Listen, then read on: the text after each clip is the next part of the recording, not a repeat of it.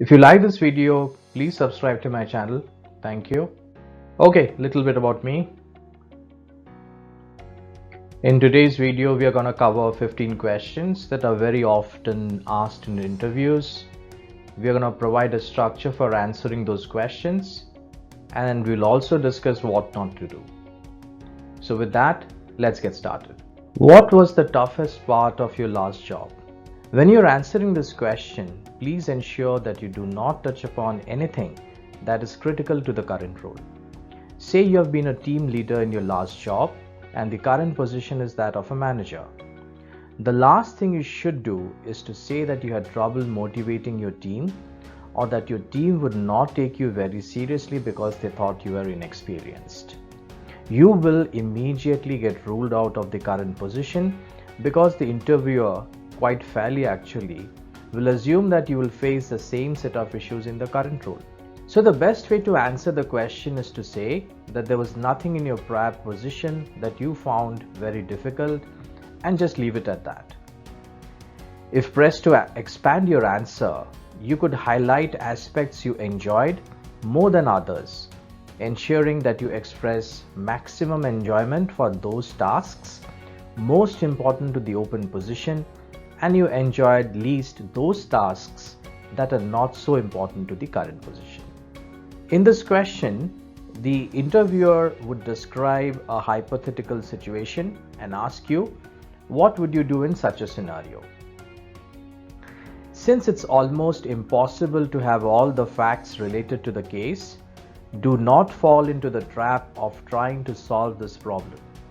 You will give an impression that your decision-making process is inadequate. Instead, you could do the following. Describe how you would go about analyzing this problem. Who are the people you will consult? How would you go about generating possible solutions? How you would choose the best course of action? And the process for monitoring the results. In all such what would you do questions, always describe your process and you'll never go wrong. Tricky question. You should not share a number. Make it low and the interviewer would think you don't work hard enough. Too high a number and you would feel guilty ending your day at 6 p.m. So what should you say? If you are a confirmed workaholic, say that you often work nights and weekends. Your family accepts this because they know that this is what gives you the most happiness. If you are not a workaholic, you could say that you have always put in long hours. However, it's difficult to keep track of the hours because you really enjoy your work. So you're almost always thinking about your work, including when you're at home while, say, shaving in the morning or commuting to work. Toughest challenge that you have ever faced? Do not cite an example from way early in your career that does not matter much at this stage of your career. Pick a situation that is fairly recent. Demonstrate a quality that is really important for the post that you're applying for, or a quality that is always in demand, such as leadership, initiative, courage, persistence, negotiation skills, etc., etc. What do you worry about most? Admitting that you worry a lot does not exactly help your candidature. On the other hand, if you say that you don't worry at all, it'll give an impression that you are not being honest. So what should you do? You should redefine the word worry so that it does not reflect poorly on you. So you could say, I wouldn't call it worry, but I'm a goal-oriented person. So I keep thinking about ways to address all those hurdles that will stop me from achieving those goals. And I do this till I have found a solution. This way, you end up highlighting A, difficult goals don't bother you much, and B, that you're blessed with tons of patience and persistence. Please share an area of improvement. This is another tricky way to know about your weakness. Don't fall for it. Like all answers, keep this answer also positive. What you could do is to identify a cutting-edge branch of your profession, maybe a new technology that you have been meaning to learn for a while. You can say that you intend to master this over the next 3 to 6 months. Just ensure that this area is not critical to succeeding in your new job. Otherwise, the interviewer will be less than happy. Have you had experience of firing employees? A very tricky question. Please do not boast that you have fired several people. It could actually backfire on you. The interviewer could draw the inference that you have shown poor judgment in hiring, because of which you had to fire many people. Or worse, that you are a very difficult person to work with, or you have a foul temperament because of which you have fired many employees. One way to answer this question could be to explain your thoughts on both hiring and firing. You could say something like, I spend significant time and effort to building a team. I take immense pride in hiring the best people and training them. I have seen that if you hire the best and groom, then you don't have to fire very often. However, sometimes even after putting in your best effort, there are occasions that we need to let people go. In those scenarios, the faster and cleaner, the better it is. Because a poor employee can bring down the morale of the entire team. But for me, firing is the last option. What are your career options right now? The interviewer wants to know how desperate are you for the job.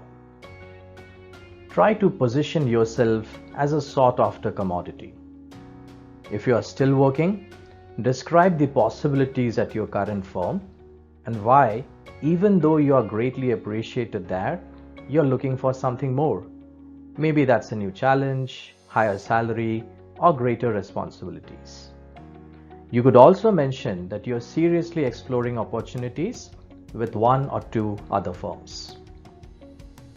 If you're not working, you can talk about other employment possibilities you're actually exploring, but do this with a light touch, speaking only in general terms. You don't want to come across as being manipulative. Tell me a few strong and weak points about your current company and manager. The interviewer does not care even a little bit about the specifics of your answer.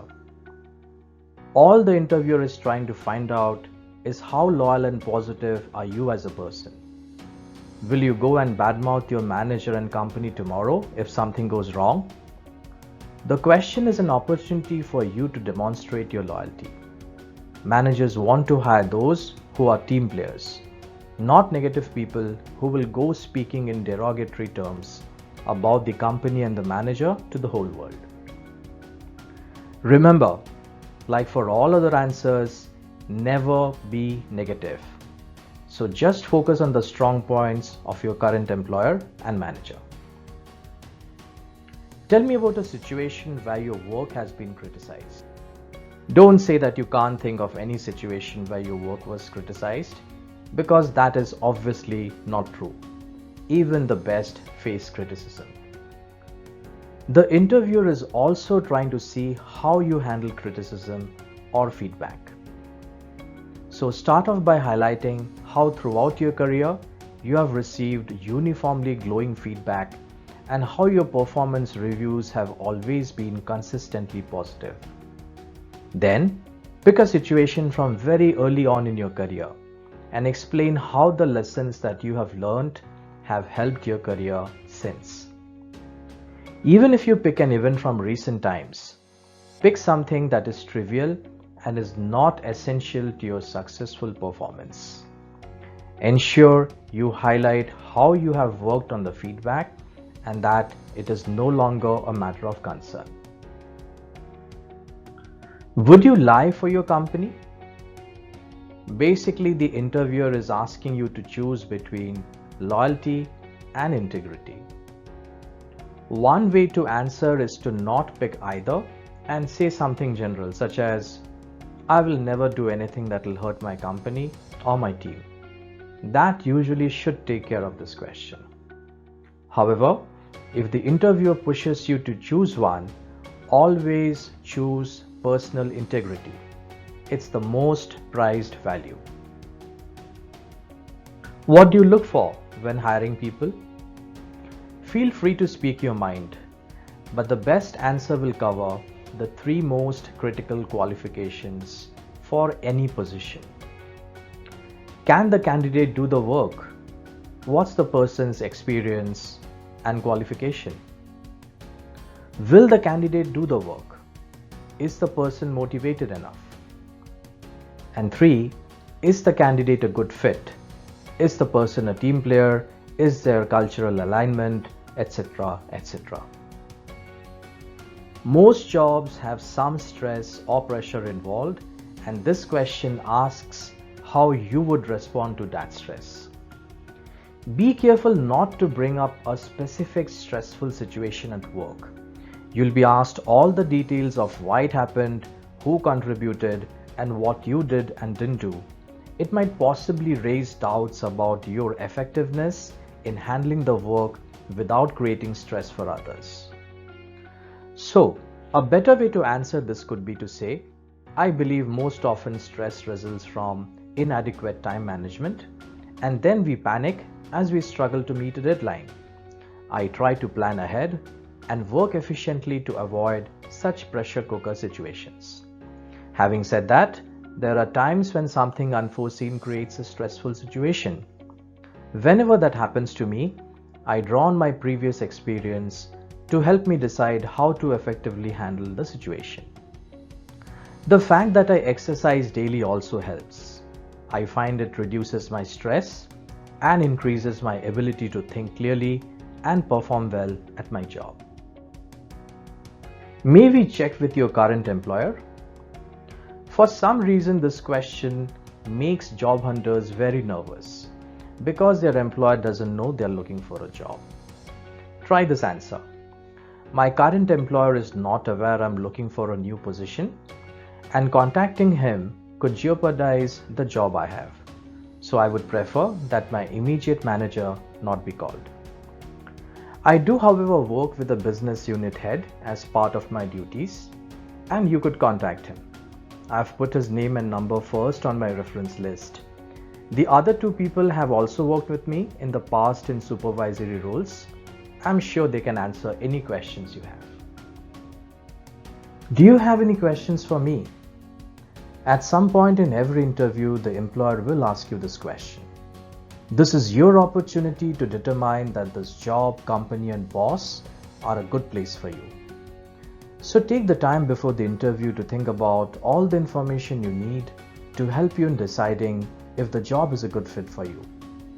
The questions you want to ask are strictly job related and duty related. You can ask all about the company's benefits after you have got the job offer. This is a very important part of the interviewing process. The employer often puts a lot of weight on what you ask. Your questions, especially when they're insightful, send a signal that you are not only interested in the job, but truly are trying to evaluate if this will be a good match and work out long term for both the parties. I'm sharing a list of questions that you can ask. You could customize depending on your background and the job you're applying for.